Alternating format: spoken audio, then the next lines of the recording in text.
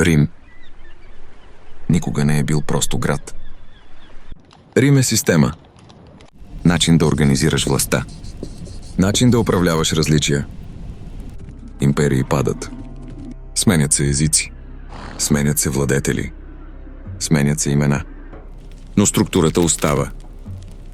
Закон. Администрация. Дипломация. Данъци. Контрол. България не копира Рим. Тя започва да функционира като държава. Не чрез титли.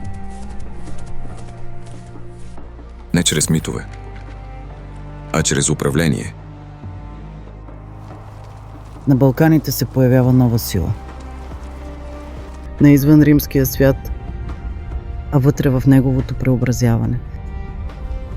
Това е началото на България като втори Рим. Не възродена империя, а преобразена цивилизация. Следва продължение.